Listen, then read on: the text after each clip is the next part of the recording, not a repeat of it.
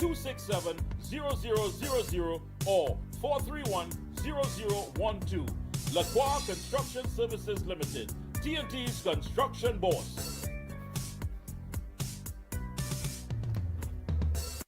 For all top quality and affordable hardware supplies, no one beats Midland Hardware, located number 97 Eastern Main Road, Arouca. Midland stocks the #1 brands in hand tools, garden tools, water tanks, power washers, generators, water pumps, kitchen and bathroom faucets, along with face basins and toilet sets, blocks, lumber, steel, sand, gravel and topsoil. Also check out Midland for steel windows and assorted designs of metal curtain rods. Everything for home and business projects. Payments via links, credit cards, online payments, or cash on delivery. WhatsApp 327-7761 or call 646-2144. Open every day from 8 a.m. From foundation to finish, it's all at Midland.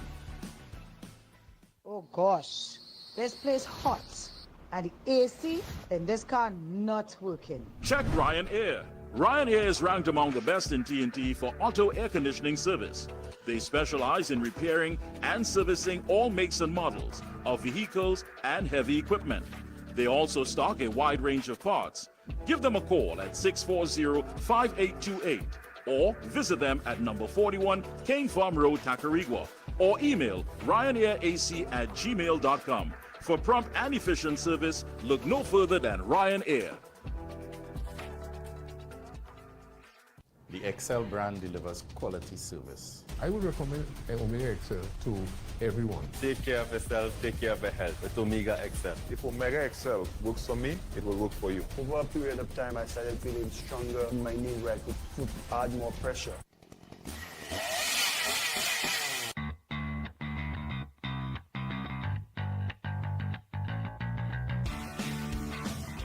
Husqvarna, a global leader in outdoor power equipment, known for its high performance, durable and innovative products, tested and proven by generations of professionals. Full after sales and service support whenever you need it. Contact Provar Distributors Limited, 223-9438 to find a dealer near you. And we're back. Thank you so much, Master Control. And joining us is a man who is no stranger to the Observer. Let me say a pleasant good evening to political analyst, Dr. Vishnu Raghunath. Good evening, sir. Good evening. Good evening to your listeners. Always a pleasure to have you on. Before I dive into the Council for Responsible Political Behavior, give me your take on what has transpired since Sunday here as far as our political climate. Well, basically, it was not unexpected after Sunday's launch of their candidates that the PNM was going to call an election. I mean, it was simply a matter of time. They could not have left it for more than 3 months. They've decided to call it earlier rather than later, and I think it's good for the country. However, the fact of the matter is simply that I would have thought that an incumbent prime minister would have wanted to let his ministers settle in and at least show that they are responding to the cries of the population rather than simply go straight into election mode. But of course, we have to take it as it is and we work with what we have. Now, when we look at the reshuffle, Prime Minister Young said that what he was looking to do was to open a new chapter in national security and in finance when it came to reshuffling, of course, Fitzgerald Hines and Com Imbud. Well, yeah, it was a new chapter, but of course the page is still blank, and the point about it here is simply that neither Marvin Gonzalez or Vishnu Paul would have the opportunity to start writing on those pages as at this point in time, because, for instance, one could ask a question. We know how terrible the crime situation is. What are we going to be expecting of the new Minister of National Security, who has 5 weeks to prove himself? And more importantly, bear in mind that he still has to meet with all the various stakeholders and so forth. And he has to get his feet wet into the ministry. So can he really turn around the situation? Can he show any improvement in the security forces dealing with the issues? And if he's unable to do that, well, then we have the government will have to will be hard pressed in convincing the population that this is really a new chapter. Yeah, I mean, again, the question has to be asked: if this is a new chapter, it is being read from the same book and the same objectives, but with new characters. Well, that too, of course, we have not heard from the minister per se as to what is his plans or what were his plans as he moved forward. I mean, he's yet to talk to the population. We know Fitzgerald Hines had come out openly and say it is not his job to ensure citizenry security. We don't know whether this minister has the same philosophy and what he's going to do. He has not spoken to the population. The population is still awaiting some word as to exactly what is going to happen, if at all anything is going to happen between now and the 28th of April. We bear in mind too that, for instance, the minister came in under the umbrella of a state of emergency, which is expected to expire in a matter of 2 weeks or less than 2 weeks now. And in that event, he will not have that additional support that he could say that he's using to bring about any significant change in how people view the crime situation, and more importantly in what we're going to be doing to let people regain some degree of comfort and security in their homes. Yeah. So all of these are issues. Yeah, and I guess you're right, because I mean, we're talking about a change that has some sort of substance to it that the electorate could look upon and say, all right, this makes sense, it's adding up. But you know, when you look at the fact of the matter is that you have a finance minister that is viewed somewhat of a political liability than an asset. You saw the ruling of the Privy Council, the fact that, you know, decisions were made that some were not always in the best interest of the country, the state of the economy, and the list goes on. Did Mr. Young want to send us, Prime Minister Young want to send a strong message when, of course, moving someone like Mr. Imbert, who has more years of political experience than him? Well, I think he wanted to send a message that he's not necessarily going to simply go along with the concerns as relates to Mr. Imbert. I mean, Mr. Imbert he's not the best liked person in the country. I mean, that's a man who boasts about having raised the price of gas 3 times and nobody arrived yet, and he did so with a laugh after it. So that's the kind of thinking that, and more importantly, when we heard in the Privy Council, the fact that he should have been the one who was being also investigated, and he was taking the matter to the Privy Council, in a way wasting the taxpayers' money. So I think Mr. Young was trying to, Prime Minister Young was, in making that change, was trying to send a message, well, look, I am going to try and do things differently. I am going to try and protect the public purse and so on. But I am not sure that is the message that is actually going out. I mean, people have now started on the reverse of it and say, well, he was just there for his own interest. And once he has served a day as the Prime Minister, he's entitled to $87,000 a month for the rest of his life.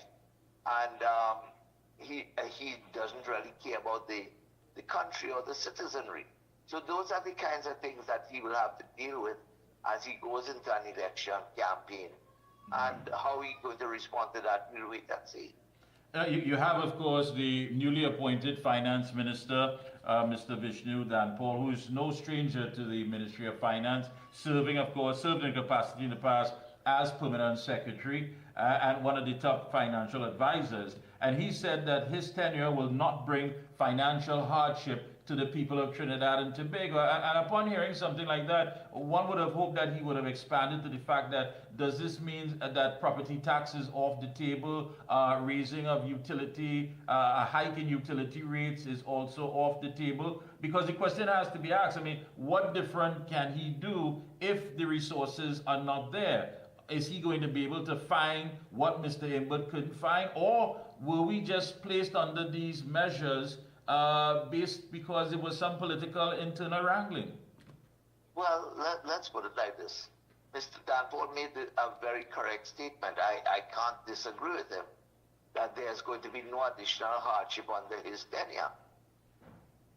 His tenure is a mere month and a mere 6 weeks. True.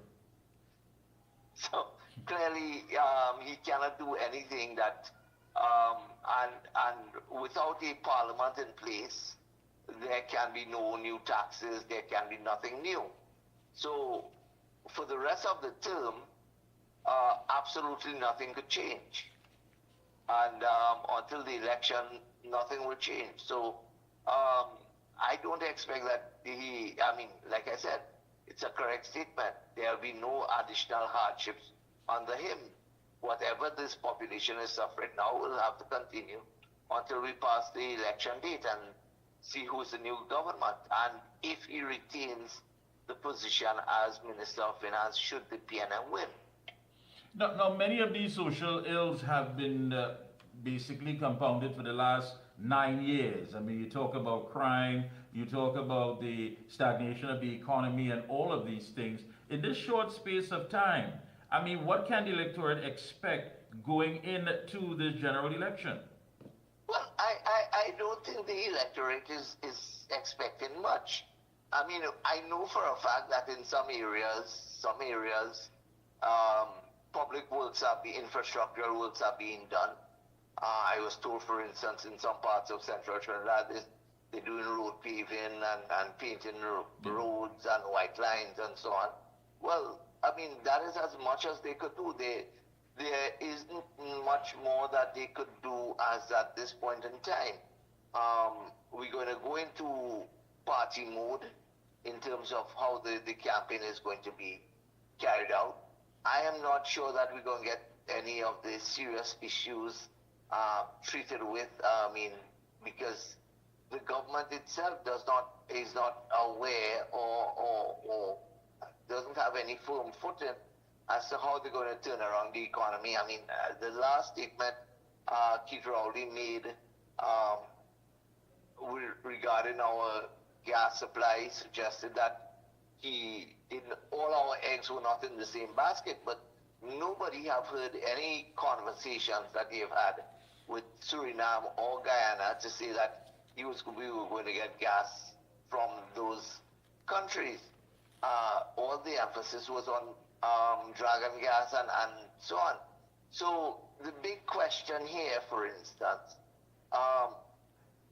the economy cannot continue the way it is on the basis of being an oil and gas economy. We needed to get into that issue of diversification, and I mean, I could vividly remember Keith Rowley standing up on a platform, I think in 2020, and all they want is diversification. But we have had none of that, and that is where our problem lies. I would like to hear what economic policies this government is going to be, the PNM is going to be proposing as they go into their election, and how are we going to do this? I mean, I don't know if you recall, but in 2020 I heard we're going to open a plywood factory and something else. Sandals, which the former Prime Minister said he believes it's going to be coming back. There's some interest there with the Sandals Resort. It's an international brand. What else do we have to look forward to? And that's why I have to ask, on Monday night at one of the UNC Cottage meetings, the opposition leader said that TNT was sold by Rowley to Young's family financiers. Is this more geared towards big business rather than what the nation or the citizens have not been able to receive for the past 9 years? Well, let's put it like this. There's that common perception. In fact, I would tell you that earlier this week, chatting with a medical practitioner who told me, and he's neither white nor black. Neither Indian nor black. And he made it quite clear. He says, this government has always been and continues to be putting the priorities on the 1% and letting them, let the rich get richer and the poor get poorer. So he doesn't expect any significant change should the PNM continue in office, because they're not doing anything that is taking the country to some other place where we need to go in order that we have more equitable development. And it's unfortunate, but that is the view of some professionals who are neither black nor Indian. And I emphasize that simply to say that there's that perception that the 1%, whatever the 1% is not necessarily reflective of the majority of the population. Yeah, when you look at the fact that Prime Minister Young recused himself from cabinet meetings 137 times, 137 times, because that would be a conflict of interest based on the business that is being discussed. So then again, how much of this and decision making is going to be done in the interest, or even the perception that the average electorate is saying, listen, is any of these programs or policies that are being talked about, will they ever come to fruition that is going to benefit myself and generations to come? Well, let me just say, as an academic, I mean, the fact of recusing yourself from a meeting that is going to be taking decisions that impacts upon your family is something that we should all applaud. Unfortunately, the way our politics operates, everyone knows, for instance, that if the Stuart Young was going to recuse himself, who are the other people in that room who are making those decisions? And I would probably put my head on a block and say 99.9% of the times, once they know is Young's family, support it. And when he walks back in the room, of course, he had recused himself. He was not part of the decision. I mean, and we've heard it and we've seen it. It goes beyond that, and and this was most reflective when we had the challenge with in January of this year, when Peter Rowley came back from Tobago and says, I want Young as the incoming Prime Minister. Right. And there was this uproar. But then what happened? As soon as the Prime Minister, then political leader, put down his foot, everybody else cowered and supported the proposal to have Mr. Young there. So there was not going to be any dissension amongst the ranks. That doesn't mean to say it doesn't exist. But the point about it is that they knew where their bread is buttered, and they had to go that. So I don't expect, and like I say, while I would applaud the fact that Minister Young may have recused himself, I strongly believe that once he did so, the entire cabinet were his friends, and they would simply go along with whatever decision they knew that would be in his best interest, not necessarily in the best interest of the country. Yeah, but that's just it. I mean, again, a lot of these things have been played out so boldly, so confidently, that it makes you wonder, is it that the administration believes that there's no political price to pay, there are no consequences I mean, think about it. As part of the electorate, you're looking on and you're saying to yourself, my God, these people are fixing their business. They're making sure that their bread is buttered, that of their friends, their family, their finances. And time again, they recuse themselves because it has been in their interest. Taking all of that in consideration, this does give someone the motivation to get up on April 28th and said, I have had enough of this. Have they considered the consequences? Well, let's put it that way. What are the consequences? If I'm to ask that question, what are the consequences? To be voted out. To be voted out. Well, that's all right. I already get $87,000 a month for the rest of my life. And I could always come back later on and see whether I could get back into Parliament. Because definitely I know that I am in Port of Spain North, and there's a strong PNM, there's a PNM stronghold. I can win my seat. So not only, so I will continue to get my salary as a MP. I may not be in government. And you know, I told people when Keith Rowley said that he was going to retire from as political leader and prime minister. And I said, at that point in time, I was saying, you really think Keith Rowley would want to return to the parliament as a member of the opposition should the PNM lose? No, he wouldn't want to do that. So it's better if, well, I take it, I mean, I already getting my pension, let me go my way. I don't have to embarrass myself and sit in the parliament on the opposition benches, right? The younger people may very well say, well, we'll ride it out. But like I said, the consequences are there. And beyond, what are the consequences? When I asked what were the consequences, yes, the PNM could lose the election, but end the business done fixed with their financiers and their private sector colleagues and whoever else. And if it means staying out of government for 5 years or 10 years, as the case might be, then so be it. But they are not going to be directly affected, you know. All of those members of parliament are not going to be directly affected should the PNM win or lose. I mean, yes, they'll be directly affected. They wouldn't get a ministerial salary. But beyond the ministerial salary, that is as much as how they're going to be impacted. It is we, the citizenry, who have faced the brunt of the impact over the years, and we will continue to face it until such time as some policies are put in place to make Trinidad and Tobago, or to advance the state of economic development in Trinidad and Tobago. All right.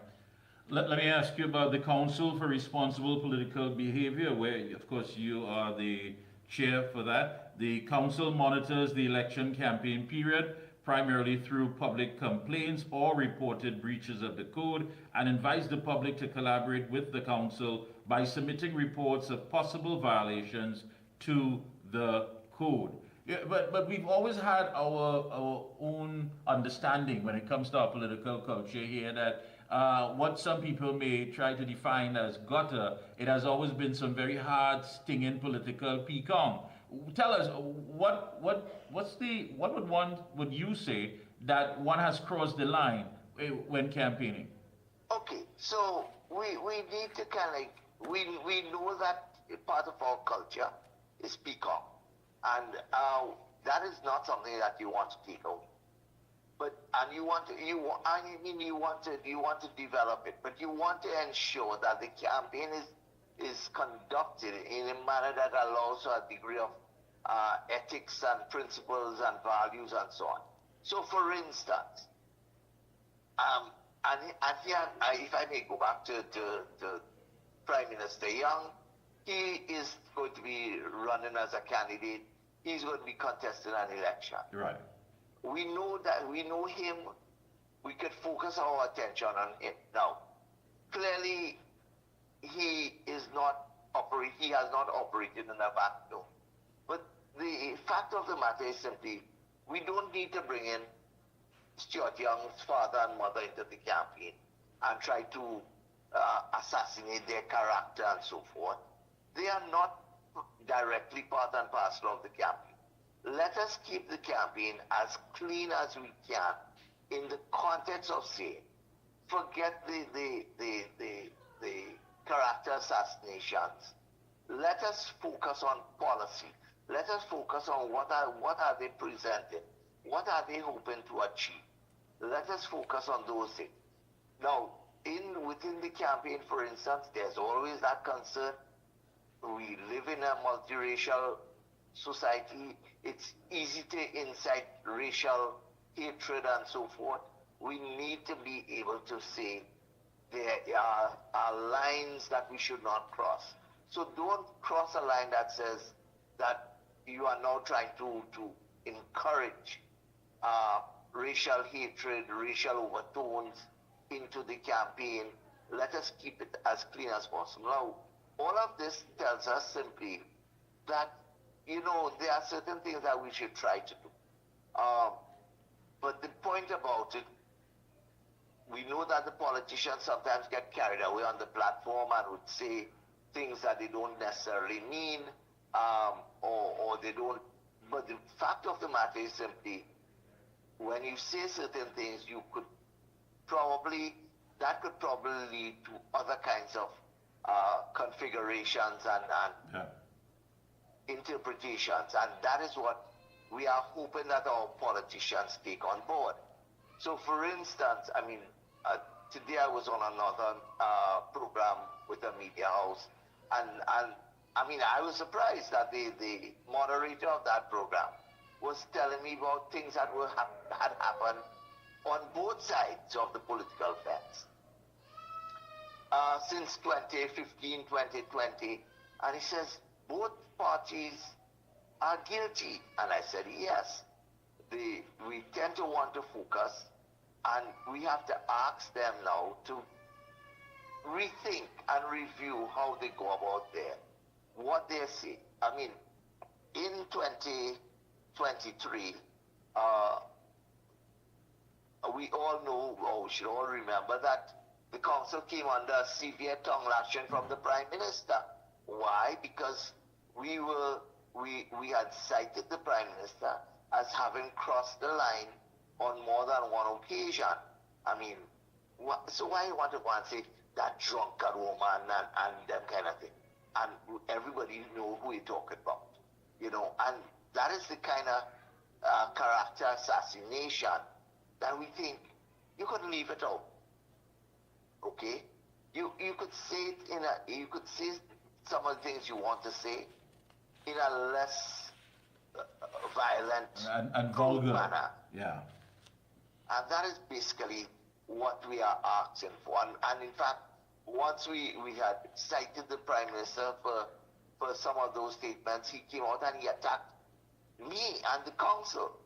And it was only when I think all three daily newspapers wrote editorials at the PNM says, well, we're not dropping out of the council, we simply registering a protest because we feel all they're targeting us. Now, mind you, and I am happy that when we started this segment, you read part of the thing that says the council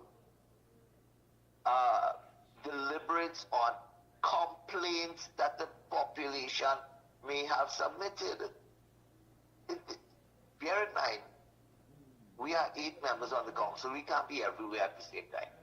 We can't listen to every political thing.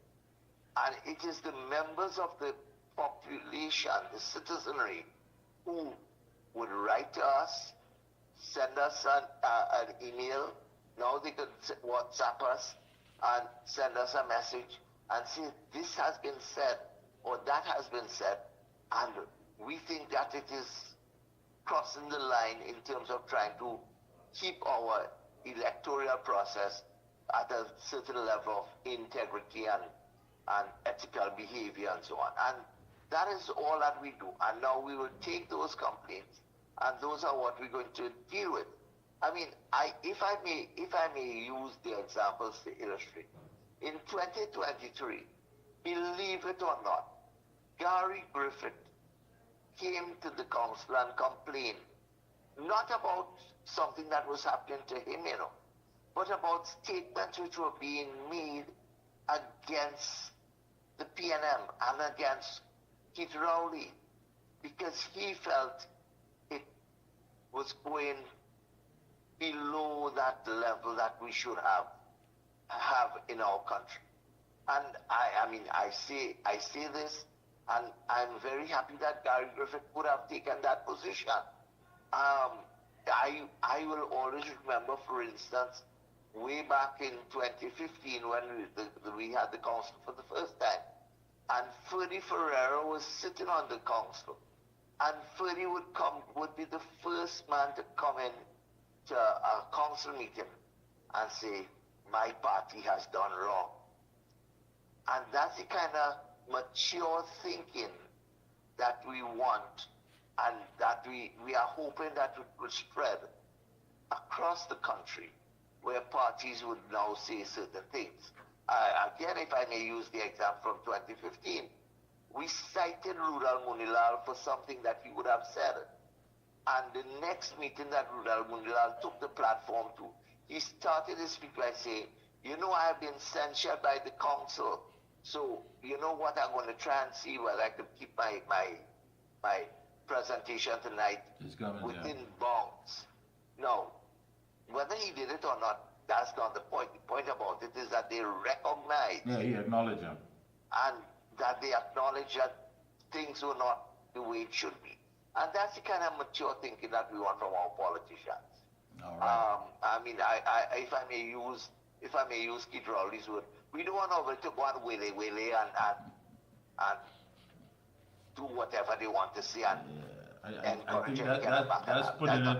Yeah, that's putting it as clean as possible. I want to thank you so much again. Any closing comments? Go right ahead.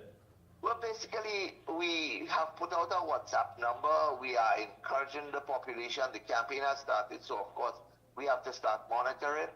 And we are encouraging the population to please let us know what are their concerns, so that we could let the parties know when the citizenry are telling them they are not observing the code that they should. All right. And that WhatsApp number, folks, is 793-4505. Again, 793-4505. Thank you so much again, Dr. Bishnu Raghunath, again, for your input, and best of luck to you and the entire council.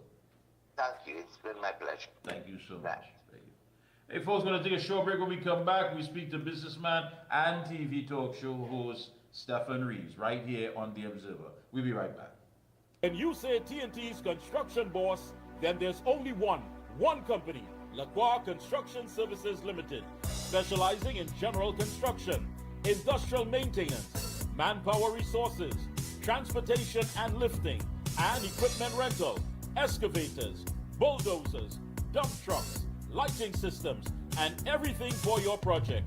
We have affordable prices. Call now, 267-0000 or 431-0012. Lacroix Construction Services Limited, TNT's construction boss.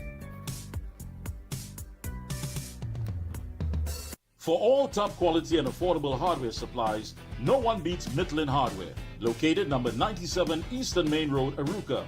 Midland stocks the #1 brands in hand tools, garden tools, water tanks, power washers, generators, water pumps, kitchen and bathroom faucets, along with face basins and toilet sets, blocks, lumber, steel, sand, gravel, and topsoil.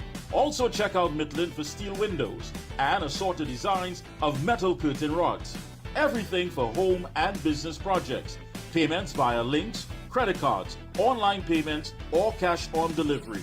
WhatsApp 327-7761 or call 646-2144. Open every day from 8 a.m. From foundation to finish, it's all at Midland.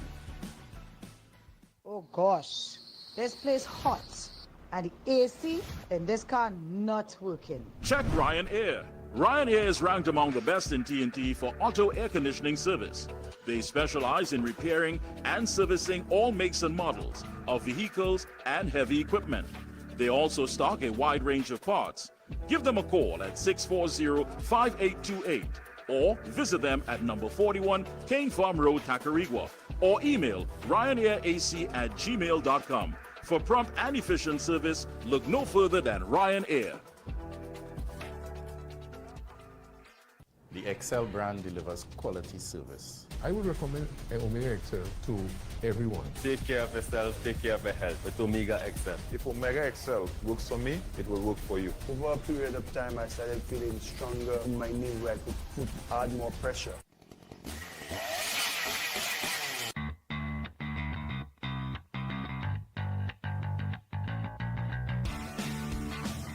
Husqvarna, a global leader in outdoor power equipment, known for its high performance, durable and innovative products, tested and proven by generations of professionals. Full after-sales and service support whenever you need it. Contact Provar Distributors Limited, 223-9438 to find a dealer near you. Limiting chronic inflammation is important for so many conditions that occur. I had a lot of pain 4 years ago. I used to have pain in my knees and my hip. Taking it for arthritis. Omega XL saved my life. Then I started to realize, but hey, I could use my hands, I don't have any pain. All in all, I am pleased to say that the Omega XL has worked. All right, we are back. Thank you so much. Quickly, before we get to Stephen Rees, do have Khadija Amin on, the MD for St. Augustine. Pleasant good evening. And don't forget, tomorrow we're talking Pavement Report, St. Augustine, featuring Khadija Amin, Wayne Sturge, Devish Maharaj, Dr. Natalie Chaitan Maharaj, Richard Smith, and more. That's tomorrow, 7 p.m., Corner Page Road and the bus route to Napuna. Good evening to you, my friend. Good evening, Mikey K. And I'm so glad you called me because we have an update. Really? So this meeting was planned before the election date was announced. And now that we have an election date and the UNC is ready, we have added to the list of speakers, and we now have coming to join us will be Deputy Political Leader David Lee, Deputy Political Leader Rudal Munilal, and MP Saddam Hussein. So in addition to the speakers that you already mentioned. So it's going to be an epic meeting. It is at a point on the priority bus route, the corner of Page Main Road and the priority bus route. So it's very easy to find. There's a big sign there. There's Mahabir's supermarket on that corner, but it's accessible from the priority bus route as well as the Eastern Main Road. But anybody who is coming up the highway, Churchill Roosevelt Highway, you're turning north of the highway by the Tunapuna Hindu School intersection. And you drive straight up. There's one road. Page Main Road is a straight road, and you will find the venue very easily. I want to suggest that people come early. The meeting starts at 7, but if you better come early because I am sure we're going to have a lot of people there. I have been, I always walk in the constituency. I walked yesterday and today specifically to invite people to this meeting. And people were so excited about the UNC having a meeting in Page, but they were also very excited about the election date being called. So the response has been really tremendous since the announcement of the election date. And it's really going to be epic. I think this meeting is on the East-West corridor. We will have people coming from Sawa, Barataria, to support Saddam Hussein. We have people from St. Joseph coming to support Devish Maharaj, the candidate, who is doing a tremendous job in that constituency. Wayne Sturge has been walking and making a lot of inroads in Sandy Grande. I also walked with, and he will come down with his team. I also walked with Dr. Natalie Chaitan Maharaj in Lopino, Aruka constituency. And she is also making waves up there. So she will be speaking as a young professional woman. She really represents our women and the party well. So I'm looking forward to hearing her speak. And then, of course, we have Richard Smith for the City Maloney area. So that means the entire east-west corridor, because Tunapuno is our neighbor, They're right over the main road from us. So the entire east-west corridor will be mobilized for this meeting, and I'm really looking forward to warming up, because we are warming up for the official launch of the UNC campaign, which will be on Monday coming. That's right. So again, tell us, Master Control, put that flyer up again. So tell us again, joining the cast, because so far you have yourself, Wayne Sturge, Devish Maharaj, Dr. Natalie Chaitan Maharaj, Richard Smith, and more, and of course added deputy political leaders as well. Yes, we have DPL David Lee, DPL Rudal Munilal, and MP Saddam Hussein joining the cast. Wonderful. So remember, all roads lead tomorrow, Page. You want to get there early. It starts at 7, but we of course, we tell you, listen, try to get there like 4:30, because there's a lot of action. And of course, this takes you right into the official launch, which is next week, Monday. Thank you so much again, Khadija, and keep up the good work. Great man. Thanks for calling. I'm really happy to join you all today. Thank you so much. Appreciate it. Hey, short break. We'll be right back, Master Control. We're going to talk to Stefan Rees now. Brand delivers quality service. I would recommend Omega XL to everyone. Take care of yourself, take care of your health with Omega XL. If Omega XL works for me, it will work for you. Over a period of time, I started feeling stronger in my knee where I could add more pressure.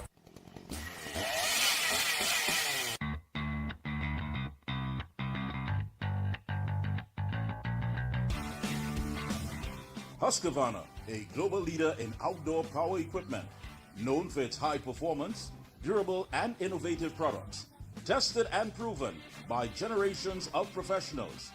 Full after-sales and service support whenever you need it. Contact Provar Distributors Limited, 223-9438 to find a dealer near you. All right, and yes, we have him, folks, businessman and TV talk show host, Stefan Rees. Pleasant good evening. Always a pleasure to have you on. How are you, sir? Just fabulous, Mikey. Good evening to you. Good evening to your audience. No, you had to be better. You had to be better than. You had to be better than good evening. You know, the bell ring. You know, people on the ground talking. The bell ring. You know, you had to be better than good evening, man. Now, well, the bell ring, and everybody. You know, I listen to all the little conversations taking place. In the little corners and pockets, you know what I mean? And interesting. It's gonna be an interesting 40 days or so. No, as far as messaging, because I mean, I look at all that you post on social media. I mean, you're always trying to, you know, try to look for the logic in things that, you know, confuses the electorate and the average citizen. Making sense of what took place. I know you tried to do that. From Sunday, launch of candidates, Prime Minister retire. Monday, you know, putting in Prime Minister select, shuffle in cabinet, and Tuesday, the announcement of the election date. Have you looked at this and what does it all mean? Well, first off, I can't understand. I can't see the logic in it. Nothing that occurred between Sunday and Tuesday we could say was logical. Because, okay, if you know that the election was going to call this early, or that they had the intention of calling the election this early, then why would Keith Rowley step down? That's one. Right? Secondly, you come, you screen all your candidates, you present your candidates.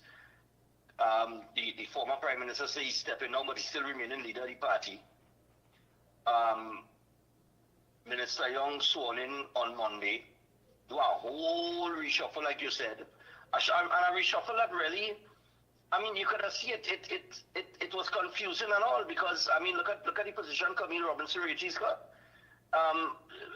She was appointed Attorney General, and from what we understand, I saw an article in the Newsday where Israel Khan was saying that she doesn't have any experience in a courtroom.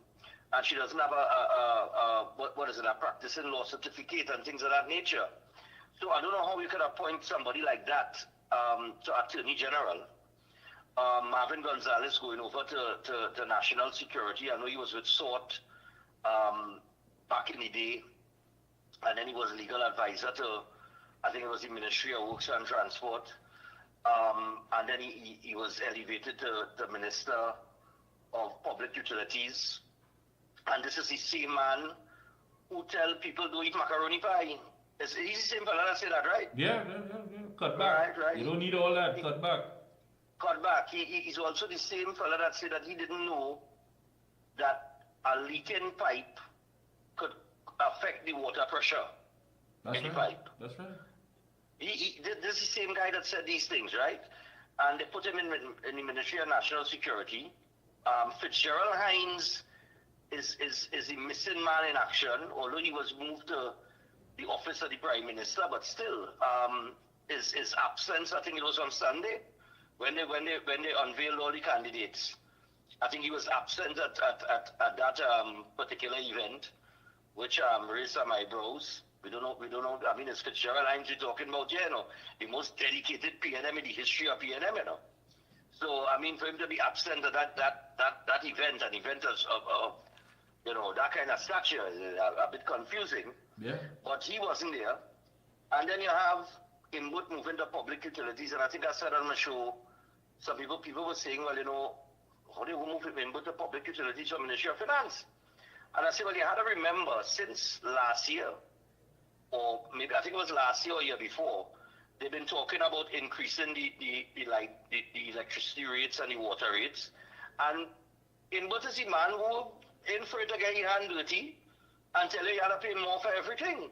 I mean, we see that over the last 10 years with him as Minister of Finance. He removed the gas subsidy, or much of the times he taxed the living daylights out of citizens. He achieved the property tax, the 4% wage increase for public servants. I mean, all of these things tied to Inwood. I ain't going to talk about the audit report and the Auditor General, right? So all these little things tied to Inwood. So they put him in public utilities. So I suspect that if they were to win the election on the 28th, you could expect increased electricity rates and water rates. What's the other significant move they made? Well, when you look at it, Stefan, I mean, and you're correct. I mean, we just basically saw a cosmetic sort of change, more of a political illusion that really and truly didn't add up. Now, taking everything that was done over the 9+ years, what strong messaging would you advise, especially for the UNC going into this general election, that can actually give them that leverage that they clinch it on April 28th? Well, the first thing, I think this is not an election for personal attacks, like in the past. In the past, I believe it was in 2015, when they ran the No Rowley campaign. I don't know if you could remember that, but that didn't go down well with people, right? And it sort of led to sympathy for Keith Rowley, right? Which kind of propelled him into the politics. People didn't like that campaign. Then in 2020, I mean, look, let me talk it real, right? Kamla Basar-Licesa is still the opposition leader. And I have been hearing, Kamla should step down and this, that, and the other. And people may be intensifying that talk because they see that Rowley step aside and Stuart Young was elected. But if we really being honest and true, in 2015, if we could remember well, they did not extend the voting time by an hour and only notify one party. You could remember that? Yeah. Right. Fast forward to 2020, where there was ballot something thrown in the bush and the opposition was raising several discrepancies in the election, and nobody was listening to them. It fell on deaf ears because we was in the middle of a pandemic and everybody was afraid to come outside because if you sneeze, people thought they would have had to go and buy a cough and put their family 6 feet under. So look, everybody was afraid because of this virus, COVID-19. And in 2020, there were some things that were questionable that took place. international observers, I see that the opposition leader is calling for international observers again. She didn't get it from the former Prime Minister. I don't know if she'll get it from this one. But there have been, for all intents and purposes, some sketchy results in terms of election integrity over the last 2 elections, right? And Kamala, unfortunately, has been on the losing end of that, and people have kind of taken that, ran with it. Well, not people, but the PLM, and rightfully so, because this is the narrative they created, is that she can win. And I think they've said that so much that it has created doubt in people's mind as to if she really can win. But this election have nothing to do with Kamala Prasad herself, right? So I'll just give you a little history. Right. Because there have been elections in the past where the focus has been sort of like the Kamala mania heights that they were on in 2010, and they were still trying to sell Kamala. I think the slogan that I see they have now is when UNC wins, everyone wins. I think it's something to that effect. Yeah, that's right. And I think that is where the marketing strategy needs to be. It doesn't need to be on one individual. It needs to be about the party itself, what it is presenting, and what it could do for the country. So, in terms of messaging, you ask, it have several things that the UNC should be focused on, especially with Minister Young as Prime Minister. Because when we're talking about Prime Minister, we're talking about somebody who is a leader, right? And I think people in Trinidad and Tobago need to understand what leadership is and leadership qualities, because we're lacking that plenty here. So there has been several incidents where, unfortunately, for the current Prime Minister, he didn't shine as a leader. I'll start with the worst one, okay? We had divers trapped in our pipeline, and he is the Minister of Energy and Energy Affairs. He had the power to at least say, here what's going on. I understand the concerns, but we need to at least try. You understand what I'm saying? Right. Had you tried to rescue these men and failed, fine. But to not even attempt not even to attempt a rescue.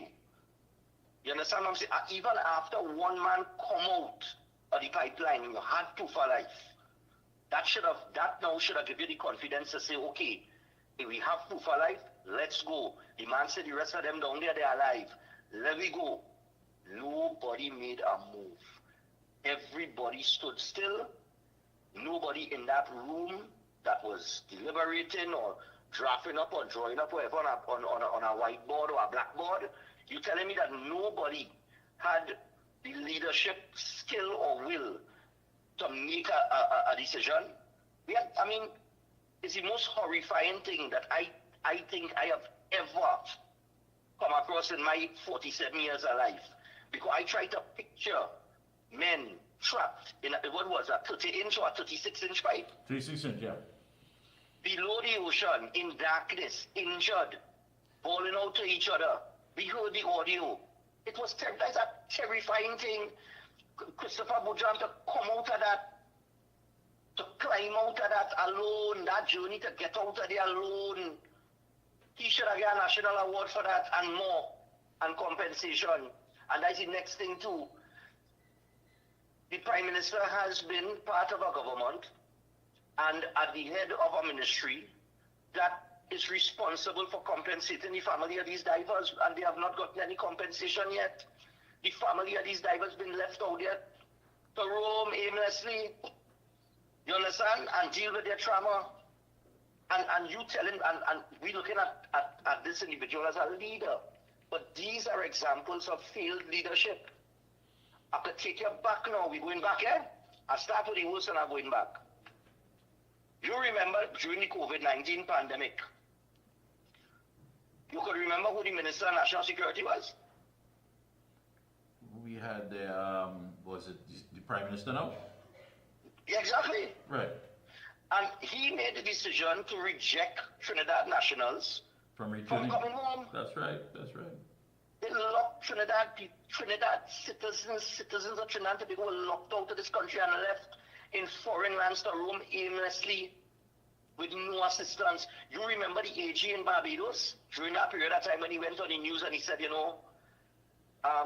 were pleading with Trinidad to take their nationals, but they don't want to take them, so we will take them. And is Barbados take some of them? I think they were on a cruise ship or a flight or some kind of thing. Yeah, so, that's right. Right. And not only that, Steph, don't forget the MP in the UK who was confused as to, why wouldn't Trinidad take these nationals? I think that MP had to go and get toiletries and assistance to our own nationals. Yeah, you're right. When you start to think about it, So if you are the Minister of National Security and you hold that role, and you're in a unique situation of a pandemic being declared, okay? Is it not good leadership to come up with a plan to absorb or accept your own nationals into the country in a manner which, okay, you have safety concerns because of health issues and things with the pandemic and the virus and whatever, but isn't it proper leadership to come up with a plan so that you could get your people home? That is your people. A leader does not abandon his people. The captain does go down with the ship, not so. That's right. And then when you have a former prime minister telling us that his family member got in on the tail of an iguana, I think that was his statement. Something like that. Yeah, on the tail of an iguana, they were able to come in, and then you had some that was missing. And when you start to add things up, they left the country, they were outside vacationing and whatever. It's so overwhelming when you start to go back and connect all that has taken place with the failure of this administration. Mikey, this is why I'm going back, because people forget. Yeah. This is not about 2 months of performance. This is not about 2 weeks of performance. This is not about Sunday, Monday, and Tuesday. This is about a history, because we are saying, or they are saying, the PNM, that this is the leader. This is the man that they're presenting to lead the nation. So you have the pandemic. Outside of the pandemic and outside of him personally with that situation, remember Delcy Rodriguez coming in the country too? Yes. With 5 pay visa, right? The then Prime Minister said he don't know them people, but they walk in the diplomatic center. Inclusive of that, they created segregated safe zones. They put people in a position of losing their livelihood, their jobs, because they didn't want to take a job. And they were trying to force them into taking these things. And for that, people had to lose their job. And you remember that? You really have to revisit. Pushback. Yeah, that's right. That's right. You really have to revisit. That's right. I was detained. Yes, I was detained along with several individuals who were detained. It makes you wonder. At that time, you say, listen. Now that you go back and you think about it, you say, listen, this was a lot of stuff. A lot of stuff. It's like you just had to psychologically have some transition away from that. Otherwise, one, you would have gone mad, or two, no telling what kind of activity you might have found yourself involved in, and people read about you on the front page. Because there was a lot of disrespect. It was a lot of disrespect, and I agree with you. The messaging has to be wholly and solely on the citizenry, the people who had to endure all of that disrespect for the last 9 years. When you're a leader, what gives you the freedom that you feel you could disrespect the very said people that you're there to represent? Exactly. You remember public servants.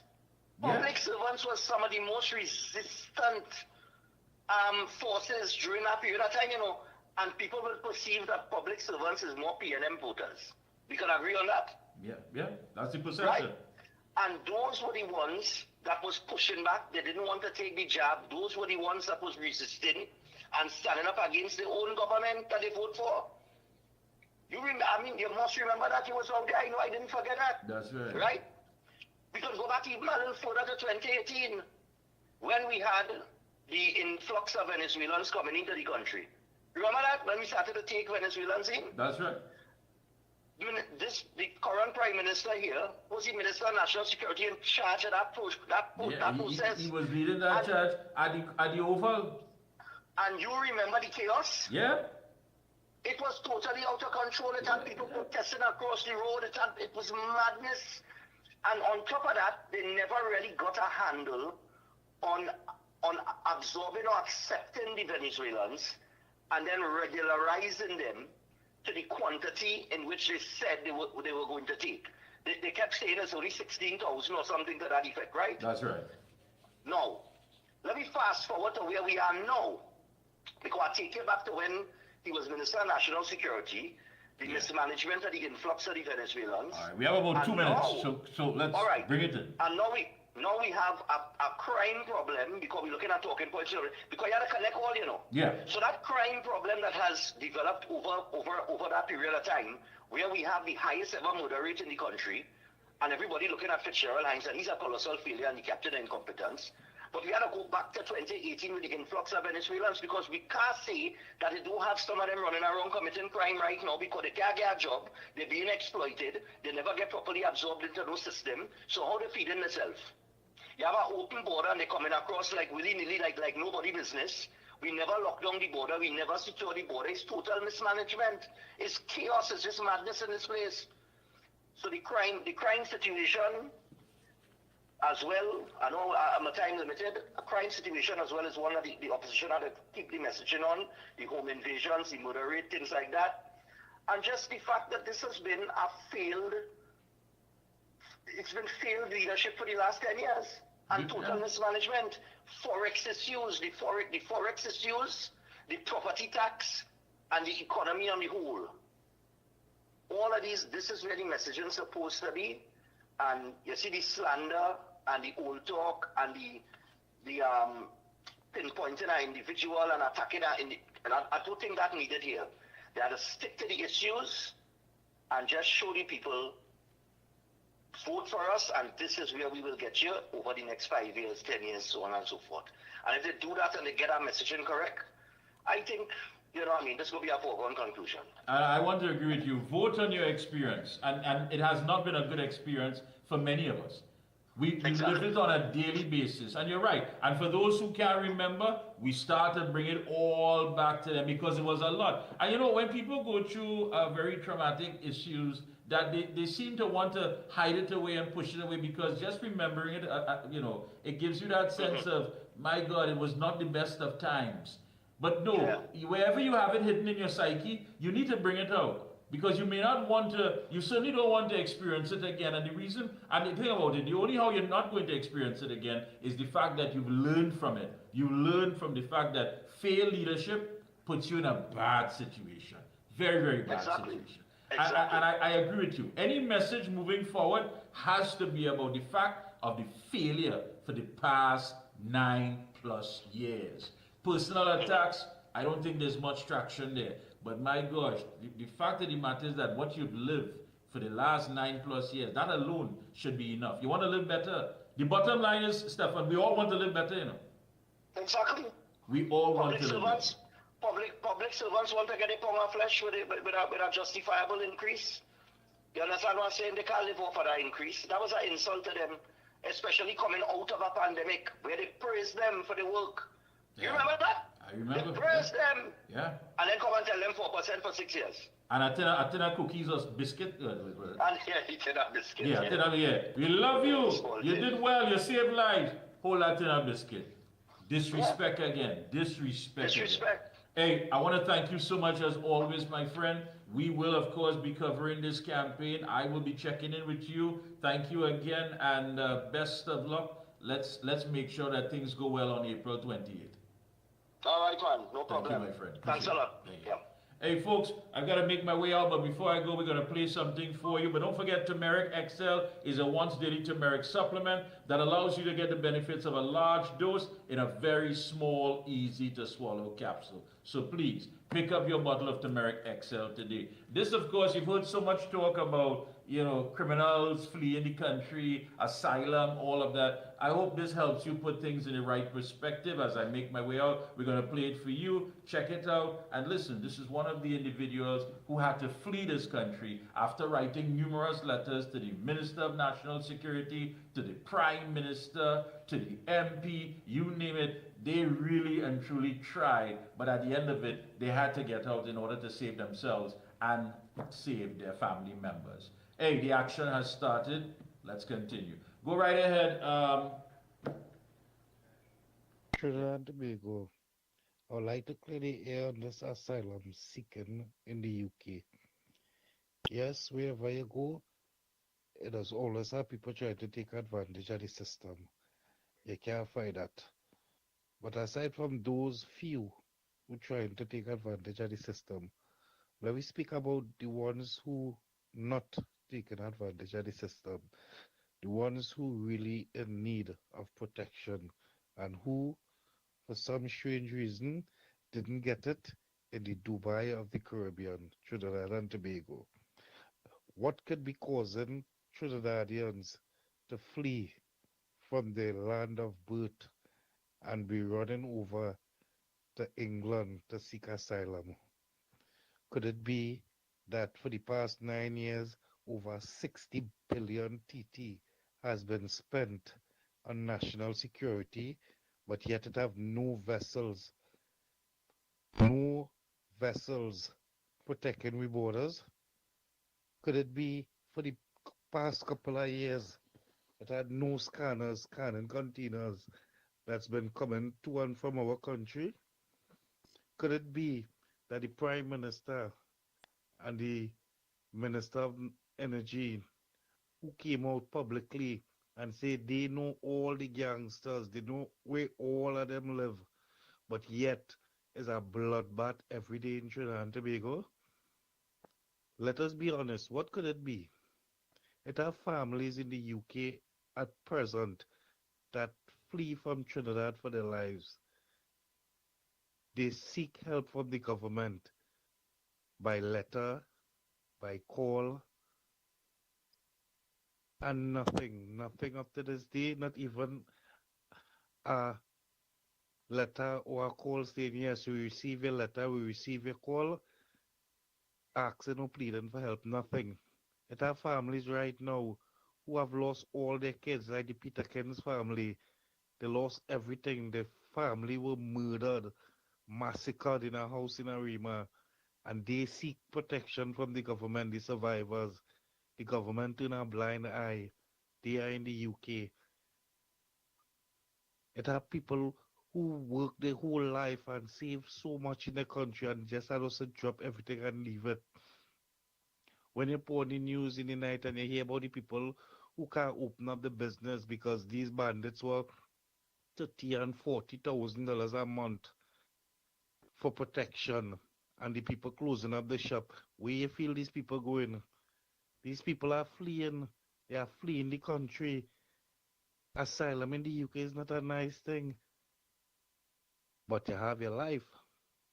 So I say to the Commissioner of Police, ma'am, start investigating what's going on in the country. Don't turn a blind eye, because any day they will throw you behind the bus like what she did there. To the new police commissioner, take up all them files on them, what getting dusty, and check up on it. Check up on all them corrupt politicians in Trinidad and Tobago, because they have our life in hell. Do something for the country, because it have a lot of people fleeing the country. They are running to America, they are running to Europe, and they are afraid for their life. They are afraid for their life, and they are not getting any protection. When you go to the police telling you the government have nothing in place for them. If you ain't get shoot, if you ain't get stabbed, if you ain't get killed, you can't get no protection. How a dead man can get protection? Come on, Trinidad, wake up. We need to do better than that. So you see that visa all you have to pay to, when they tell you how much you have to pay, go to Rowley with that and say, Rowley, pay this to me, because you know why? It's you encourage crime and criminality to escalate in this country are we on. Because we was once the Dubai of the Caribbean. Now with the Sudan and the Afghanistan of this country. And it's a joke, it's a joke. Everybody watching Trinidad and laughing now. It's a joke.